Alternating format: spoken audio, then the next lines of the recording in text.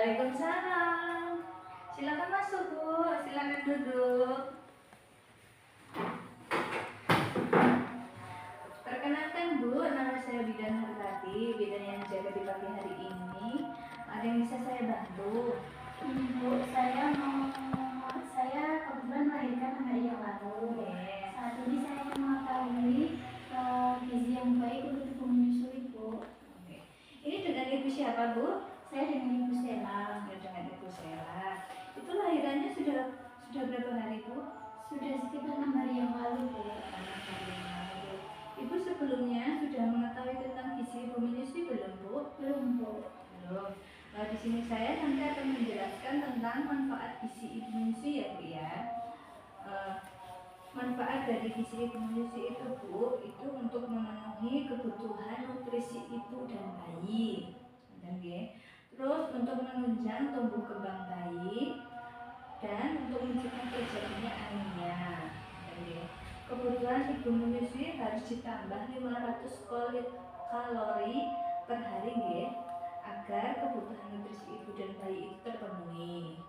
Dan terus harus makan makanan beragam, Bu. Beragam dalam satu kali makan itu ada buah-buahan, sayuran, protein, abadi dan karbohidrat. Terus kebutuhan makan pada ibu menyusui, Bu, itu 6 kali makan. Jadi lebih banyak ya, Bu ya. 3 kali makan utama dan 3 kali makan selingan.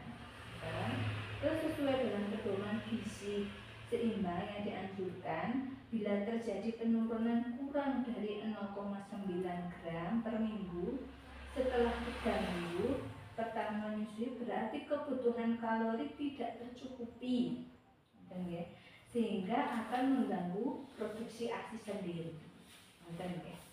Terus kebutuhan dari karbohidrat ya, itu kebutuhan karbohidrat pada ibu menyusui saat 6 bulan pertama menyusui, kebutuhan ibu itu nanti meningkat sebesar 65 gram per hari atau setara dengan 1,5 porsi nasi. Kebutuhan karbohidrat itu ya, itu bisa didapatkan dari nasi, umbi-umbian, jagung, roti, mie, dan makaroni. Lalu kebutuhan ibu menyusui itu jumlah kebutuhan vitamin dan mineral adalah 3 porsi per hari dan sayur-sayuran buah. Ibu menyusui itu rentan kekurangan gizi, Bu, karena untuk mencegah memerlukan suplemen baik berupa makanan vitamin dan mineral, khususnya vitamin A dan zat besi. Ibu menyusui itu sangat membutuhkan cairan, Bu, agar menghasilkan susu dengan cepat. Dianjurkan minum 2-3 liter per hari atau lebih dari 18 per hari, 12 atau 13 gelas sehari, terutama saat udara panas atau berkeringat dingin atau saat demam.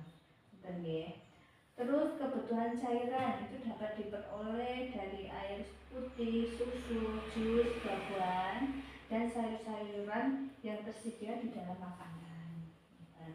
Terus ibu nanti hindari mengkonsumsi alkohol, karena itu bisa menghambat pelepasan oksitosin, yaitu hormon yang menyebabkan kontraksi sel sekitar alveoli, sehingga akan mengganggu produksi dan kualitas ASI yang dihasilkan. Hindari minum obat-obatan kimia yang sembarangan ya, Bu ya. Jika itu ada keluhan, nanti segera periksa ke tenaga kesehatan atau ke dokter. Terus ibu juga hindari rokok. Rokok itu karena mengandung zat nikotin, Bu, itu bisa meracuni bayi. Terus batasi minum kopi, teh, dan soda ya, Bu. Batasi konsumsi 2-3 gelas teh, kopi, dan soda dalam sehari. Karena mengkonsumsi lebih dari batas yang dianjurkan bisa menyebabkan berkurangnya zat besi saat ibu menyusui.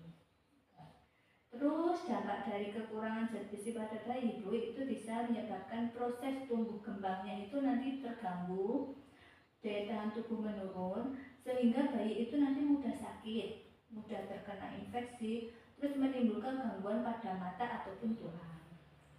Terus dampak kekurangan gizi pada ibu menyusui itu bisa menyebabkan gangguan pada mata, kerusakan gigi dan tulang, terus mengalami kekurangan gizi dan darah, kualitas ASI juga menurun.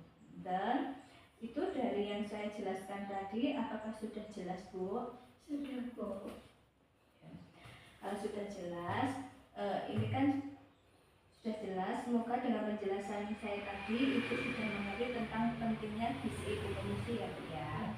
Mungkin ada yang ditanyakan lagi tidak, Bu? Sudah, Bu, tidak ada. Oh ya, dengan Ibu mengetahui tentang pentingnya gizi ibu menyusui, harapannya Ibu nanti ASINya lancar, bayinya sehat dan ibunya juga sehat. Benar ya, Bu?